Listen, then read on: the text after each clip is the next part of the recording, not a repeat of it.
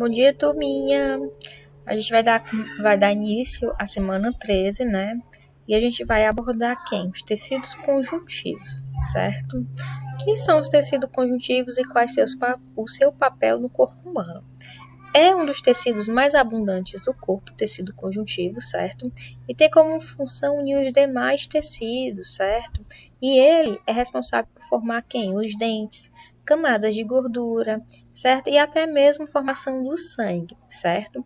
Possui uma capacidade de regeneração alta, geralmente, né? Porque aí vocês vão falar assim, mas tia, o dente não regenera. Perdeu um, nasceu outro, se acabar, acabou, certo? Por isso, geralmente, esses tecidos, ele possui uma capacidade regenerativa alta.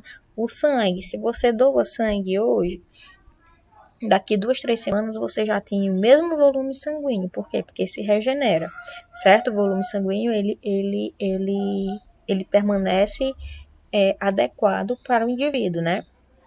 São divididos em 2 tipos de grupos, certo? Tecido conjuntivo propriamente dito e tecido conjuntivos especiais, certo? E suas características gerais quais são, né? São células variadas em forma, certo? Ela tanto vai variar na sua forma, localização e função. Ela possui uma matriz extracelular abundante, certo? E possui uma parte amorfa. O que é amorfa? Não possui forma, certo? Ela possui uma parte amorfa que parece tem que ter uma estrutura gelatinosa. E essa estrutura gelatinosa ela é formada por quem? Por água, mais sais minerais, mais proteína e uma cadeia extensa de polissacarídeos, certo? Que são um tipo de aminoácidos, né? Preste atenção nos aminoácidos. E pode ser líquida, certo? A sua característica, né?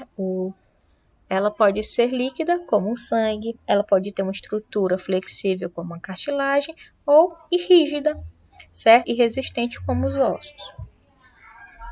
Características gerais. A matriz extracelular ela é responsável pela aderência das células umas nas outras, isso que vai permitir o que? É a estruturação dos órgãos, da pele e de outros órgãos, certo?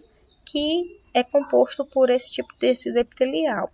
Possui ácido hialurônico para lubrificação de nossas articulações, certo? Nossas articulações, certo? Encontros de ossos, certo? Exemplo, nos joelhos e entre outras partes do nosso corpo, ele possui uma lubrificação com ácido hialurônico, certo? Origem e regeneração do tecido conjuntivo são de origem da mesoderme, certo? E, porém, após o nascimento do indivíduo, né, as células se especializam, certo? De células da medula óssea ou de células para mesenquimatose, certo? Esses tipos de célula possuem uma alta regeneração, certo? Dentro do nosso corpo. E a gente vai falar um pouquinho agora sobre o tecido conjuntivo propriamente dito, né?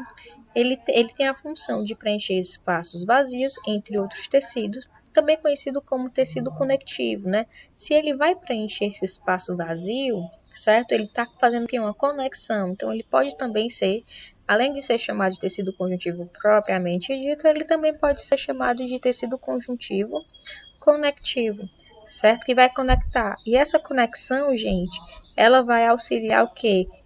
Em transporte de diversas substâncias, certo? Principalmente para o tecido epitelial, né? De substâncias, trocas gasosas, nutrição, e também ele vai participar na defesa do corpo, certo? Ele vai encontrar aqui, logo embaixo, esse tecido conjuntivo propriamente dito, ele se encontra abaixo do tecido epitelial. E a gente viu na aula passada que o tecido epitelial ele não possui vasos sanguíneos, né? Não possui. E ele precisa de nutrição. Então, como é que ocorre essa nutrição? Através né, dos tecidos conjuntivos propriamente dito. Eles possuem um formato por diversas células, certo? Esse tecido conectivo ele é formado por diversos tipos de células, como macrófagos, fibroblastos, mastocistos, leucócitos, certo? E a gente vê que macrófagos são células de defesa, fibroblastos de estrutura, né, sustentação, leucócitos, estrutura, sustentação, proteção, certo? E os tecidos conjuntivos propriamente dito, ou os conectivos, certo? Ele pode ser dividido outras características, né? Tecidos conjuntivos frouxos ou os tecidos conjuntivos densos, né? As fibras da matriz extracelular deles é de natureza proteica, que confere uma propriedade de elasticidade, resistência, atração e sustentação celular, certo? Então, quem são essas estruturas, né, que permite a elasticidade, resistência e sustentação e resistência à atração celular? São fibras de colágenos, fibras de elastinas, fibras reticulares, né? Fibras de colágeno são as mais comuns, são proteínas abundantes dentro do nosso corpo, certo? Fibras elásticas são as mais finas que fibras de colágenos e são formadas por proteína de elastina, certo? E as fibras reticulares, que são fibras de menores espessuras que ocorrem no tecido, como cabelo, baço, certo? E a gente fica por aqui, viu, turminha? E a gente conclui essa matéria, a gente vai concluindo aos pedacinhos, certo? Para não ficar muito extenso.